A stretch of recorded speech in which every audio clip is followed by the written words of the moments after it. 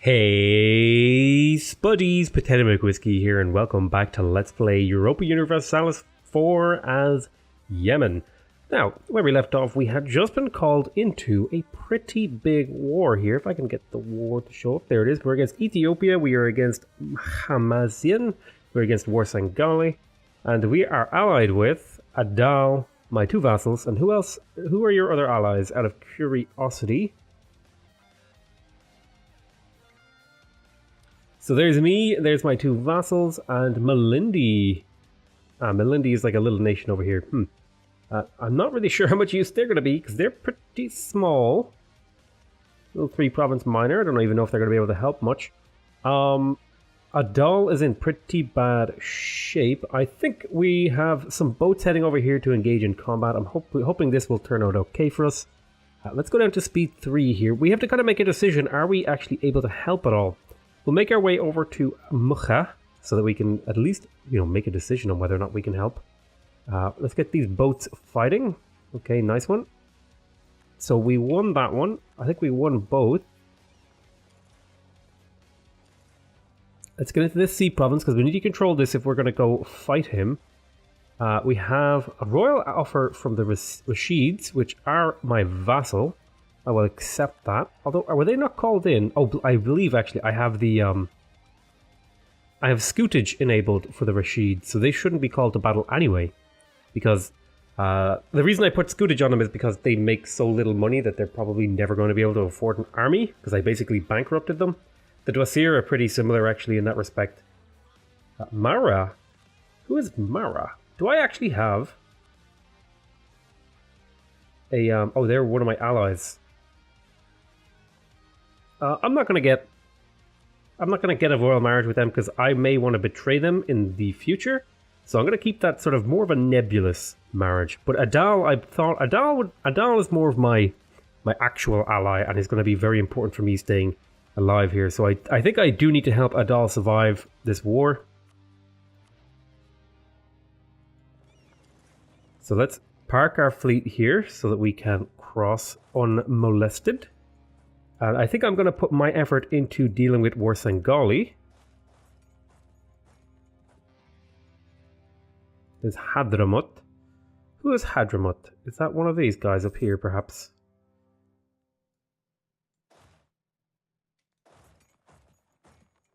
So I'm going to drop off people to capture these provinces all around here.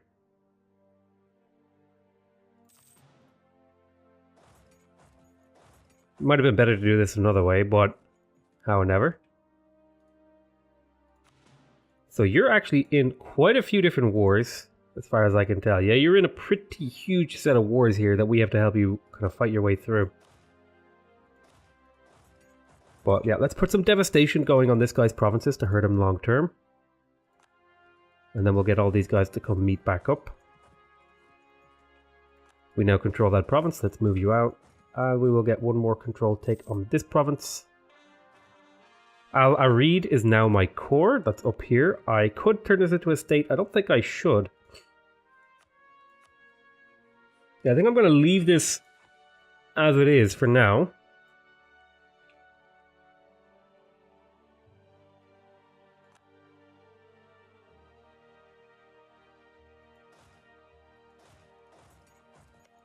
Okay, I'm going to transfer this all to Adal. Because they're the one who really needs to worry about actually doing this. But yeah, hopefully by occupying these 3 provinces, we will hurt their income. And the occupation will help quite a bit towards that end. Now, we do have a very, very good general. But we don't want to throw away our army against these big stacks of units. Unless we're ahead in technology. Let's see here, the military 6, so we're not ahead in tech, so I don't think it is in our advantage here to throw our army away.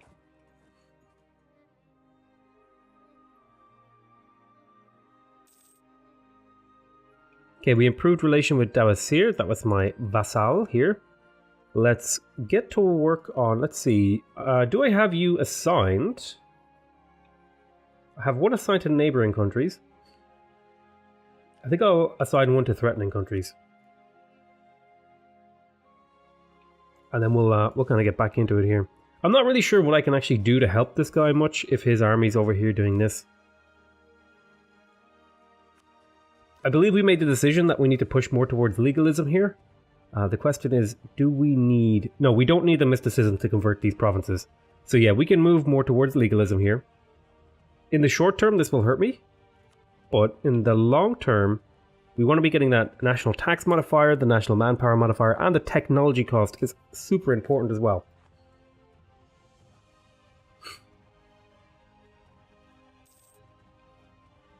How much can I actually help here? I'm not sure. So once he's locked in, I'll be moving in.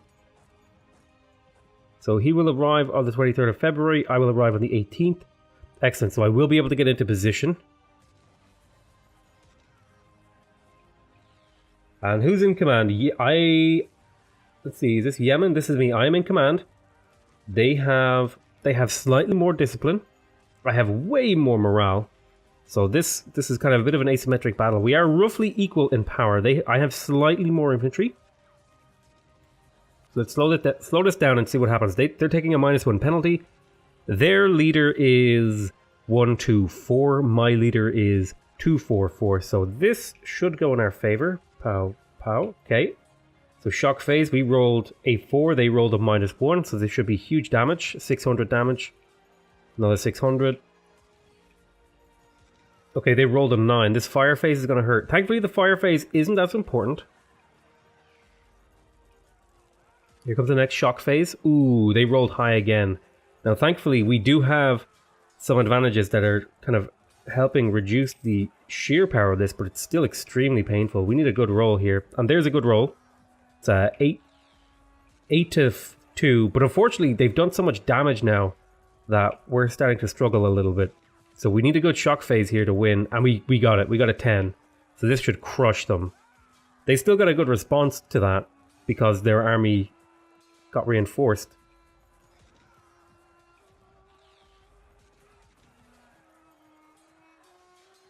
And it got reinforced again.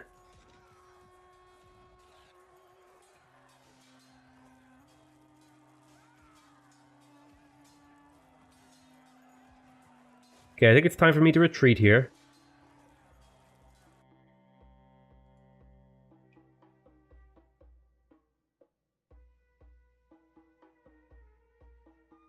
You guys arrived late. If they had been there, this would have actually been fine. But they were late. That's the problem. Because they were late to the fight.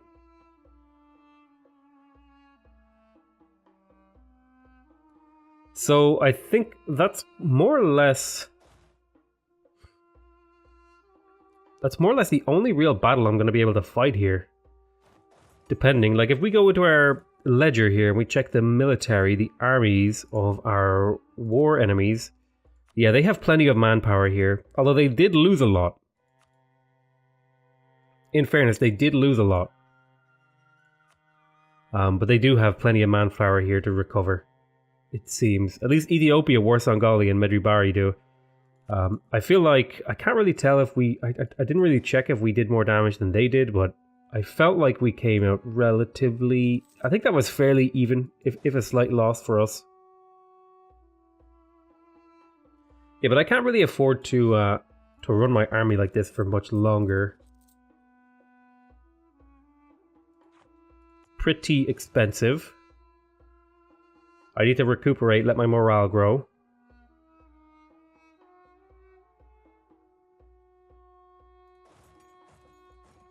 This is really super not what I want.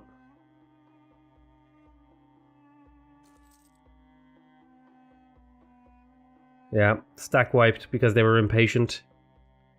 Yeah, I think that's it. I think that's it for me. I'm not going to be really helping much here because I just don't want to take any more negatives here. I don't want to burn through my manpower for my ally. I think he's just going to have to accept that he's going to lose this war. I think that's the only reasonable course of action here, is that you just lose. Realistically, there's not a whole lot I can do against this 20 stack. I mean, if we were able to get all of our troops together, it would definitely be possible, but they just don't seem to be wanting to do that.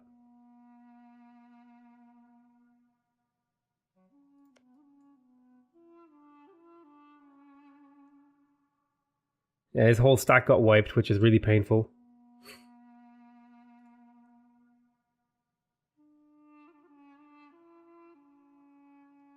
Ah, the Trade League of Venice has disbanded, okay. I'm kind of just waiting here. I'm going to go up to speed 3 while I see if any developments happen.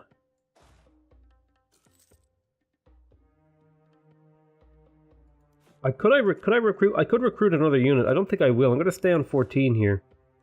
But we've almost recovered up to our full power. I don't really want to throw away a big chunk of my manpower again. Okay, I have the ability to take a tech here. I think I am going to take the thingy here because this will give me national ideas. Now we need to make a decision on that. What exactly are we going to do? We have a lot of options.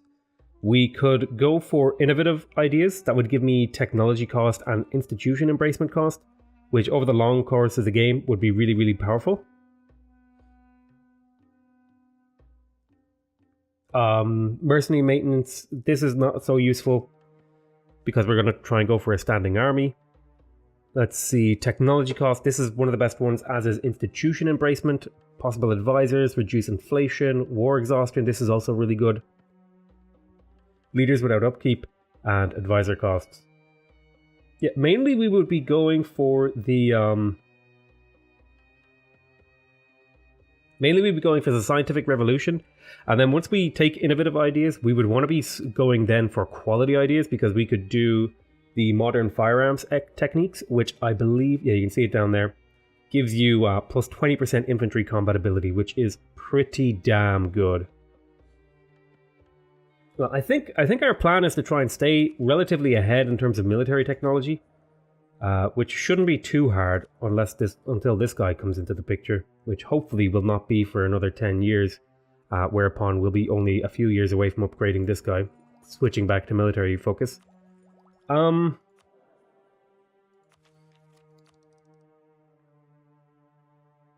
Influence ideas works really well with my government type. I'm really not sure what idea I want to take. I don't have to choose right now. Humanism is just a really powerful idea group in general, because of the separatism. It's really good for expansion. Like, humanism is really, really good. Administrative ideas is really good, with the exception of the mercenaries things. The mercenary ones aren't so useful. But interest per annum is quite nice, because it makes loans more viable, in my opinion. Because currently, if I were to take a loan, like if I click this button, yeah, the total interest payment is 8.7. So you divide that by nearly a quarter. So this would bring this down to like 6.5-ish.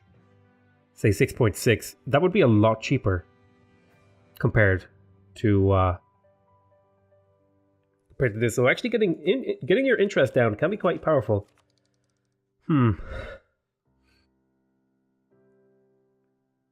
Espionage ideas are also really fun. Diplomatic ideas are always useful because of the diplomatic tech cost reduction. Aristocratic ideas is also always really good because it gives you that really powerful cavalry combat ability early, which can really help you swing fights in your favor. Additionally, the 10% military tactic discount comes really early in the tree, which means you can take advantage of it really, really early. And the monthly autonomy change is quite nice too. The national manpower modifier is also really useful.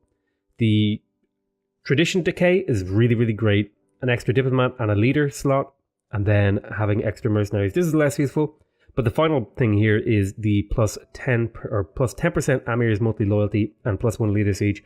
I'm tempted to take aristocratic ideas.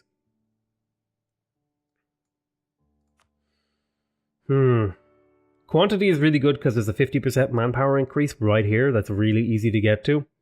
But I feel like this is going to help me a lot throughout the game. The autonomy, the absolutism, the manpower, the army tradition, the diplomat, and the siege pips on my leaders. It's less good long term, I feel, compared to the scientific revolution, but this has a higher investment floor. So I think I'm going to take aristocratic ideas. Although, weren't we saying we were going to take one of these, maybe? Influence ideas, income from vassals, prestige, diplomatic annexation cost. Like, this fits our game more. You know what? I'm gonna play a vassal game, I think. Do I want to play a vassal game?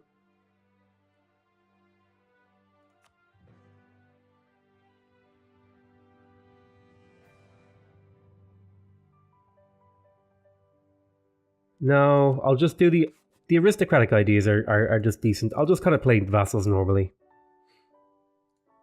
Okay, let's go into the next. Oops. Let's go into let's play on here. Okay, that was kind of a tough decision there. It took us a while to make it, but I think it was the right decision. We're ahead of time in military tech, so I am going to take noble knights here. Now, actually, out of curiosity, does cavalry cost? So armies is 3.65. If I take this, will that actually reduce the upkeep of my army? It does. So actually, cheaper cavalry is very, very nice for reducing the cost of your army. Now, where is Hohuf? The Hofuf? Ah, Hormuz.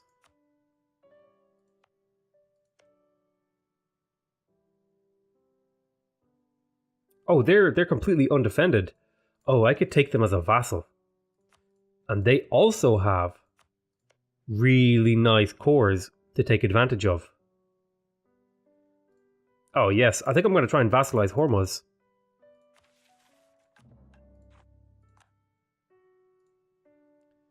I think I'm just going to leave Adal in the lurch here.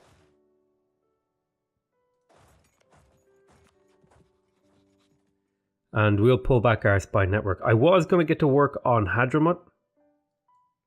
These guys down here, but I think Hormuz is a much better vassal.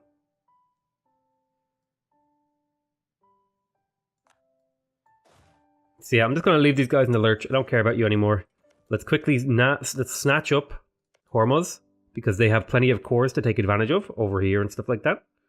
In particular around here will be really nice. Where's the capital? Capital is here, so I just need to siege that down, I think. Oh. It's on this little island. I'm pretty sure they're vassalizable. But yeah, I'm going to leave Adal to his own devices. I don't really care enough to do anything about that.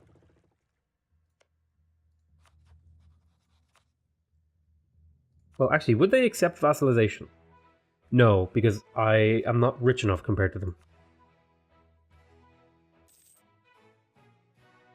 Okay, we're declaring war on the Shia, which will also move us towards legalism. Sort of short-term loss, but long-term gain. I'm not going to call any of my allies. Dawasir will be called in, but they're not really useful. I'm actually tempted to give them scutage as well temporarily until they can build up an army. Yeah. I'm going to give them scutage so that they don't need to participate in my wars. And then I'll declare war here to take Hohuf.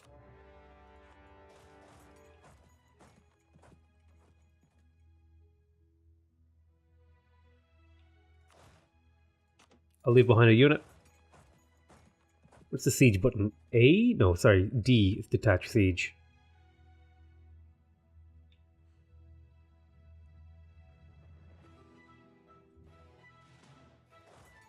Let's see. Military access wants Mara. Yes, you may have military access. Ah, the War of the Roses finally fired. Actually, quite a late war as far as I can tell.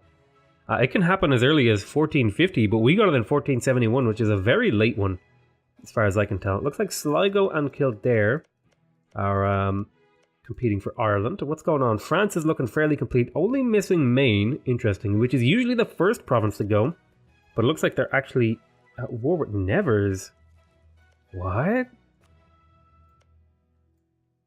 Interesting. How's Castile and Aragon? I think the Iberian wedding did trigger. It did. Let's have a look at Hungary. So Austria did get the personal union over Hungary. Poland is... Ooh, Poland's at war with the Teutonic Order. Oh, the Teutonic Order got owned. Unfortunate.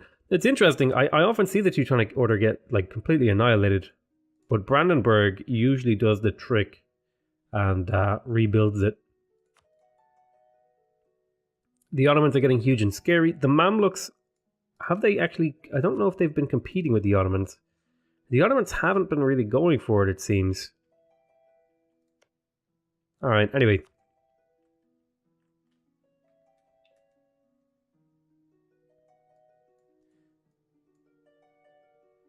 It's now under occupation. You don't actually have any siege pips, so I think I'm just going to detach a siege and then walk away. To minimize how much attrition we are taking. Now, I want to get over to this province, so... that would be nice. Unfortunately, I don't think I'm going to be able to get the ability to walk through that. I'm going to do a little bit of looting here. To try and, you know, cut down how much my army costs. Yeah, I think cheaper units are actually really, really good here. So I'm tempted to take quantity ideas because of the regiment costs, which will reduce the cost of my units. There's also... there's another one that gives me cost reduction somewhere. I don't remember where it is. I think it's regiment costs, or is it quality? Either way, we have a little bit of cavalry combat ability, which I'm quite happy with, because that'll mean we now have some pretty damn fine armies, as far as I can tell.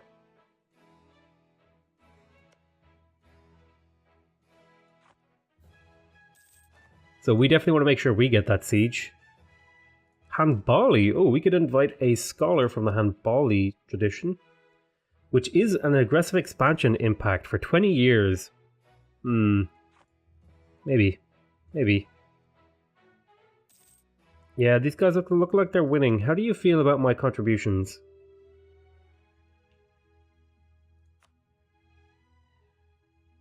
No, I'm sorry, Yemeni, or Hormons. I want you to be my vassal.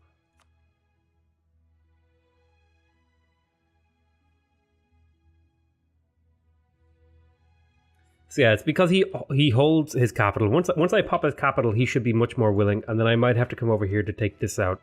But yeah, once I pop his capital, it'll be over. I'm going to speed up time here a little bit, and we'll kind of push through for a few minutes, and then we'll kind of wrap this episode up.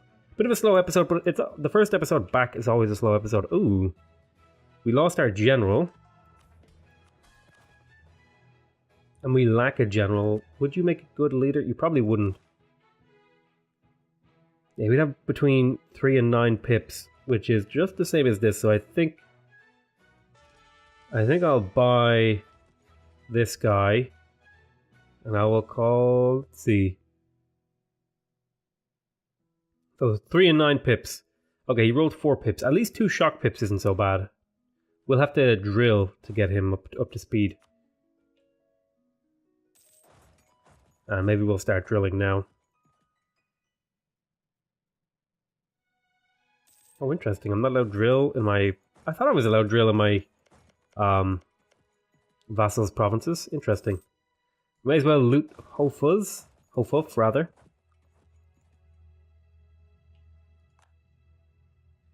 Okay. They still won't take it, so it's really, really important.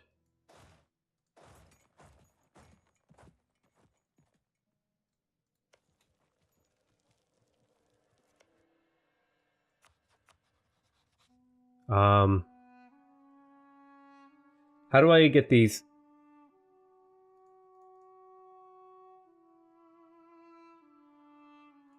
Oh, I'm with them in a war, am I?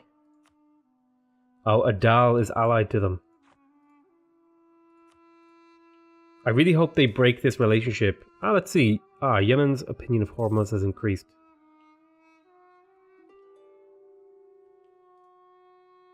So what I want from them is I want them to accept vassalization.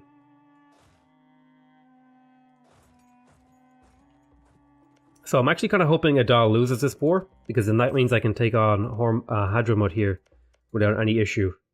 I'm trading in coffee, so my institution spread went up. Okay, that's under siege by Najd, so I don't need to worry about that. We'll just come back. Grab my army and move over here. So really just want to play the waiting game here. So can I actually help this guy? I think I'm going to let Hadramut and stuff like burn their armies down. Okay, our truce with Rashids ended and we can get a new tech here. I think I do take Diplotech. I want to be relatively in good shape when it comes to Diplotech. This will give me trade efficiency, trade range, and it will increase my naval maintenance, however, but my income should go up. Very slightly. Let's see, what's the projected? About 0.1 ducats a month isn't so bad of an increase.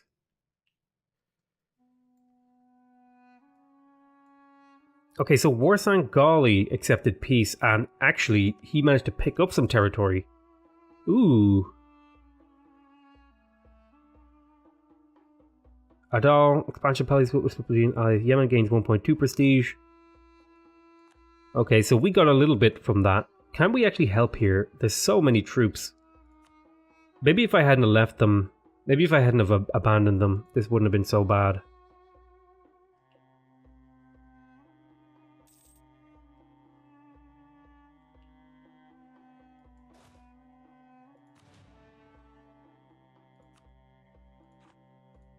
Well, you accept peace now. Okay, they will accept my vassalization request. And...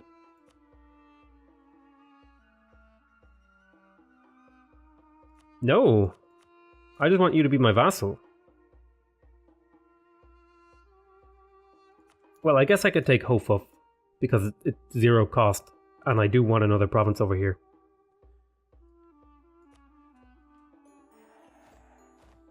And so I inherit the war. And we got the inspiring victory.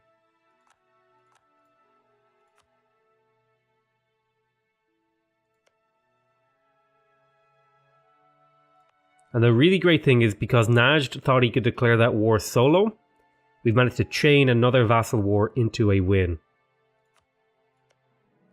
Let's see. We're not going to be able to diplo-vassalize you for a while. We also want to improve relations with Hormuz now. Yeah, I think I was going to try and help here, but I think I'm just going to leave them to die. They grabbed some land, so they should be actually able to survive pretty well. But I tell you what I'm going to do. I'm going to call this an end to this episode. I want to thank you guys very much for watching. I know we didn't get through too many years here, but we're kind of... This is the start of a new session, so the first episode's always going to be a little bit ropey. But yeah, I need to break an alliance here, and I think I'm probably going to break with Mara. Because it looks like they got their poop pushed in, and, you know, it's not a very good ally if you get your poop pushed in. I'm probably going to be annexing the Rashids here in the not-too-distant future, because they are my primary culture.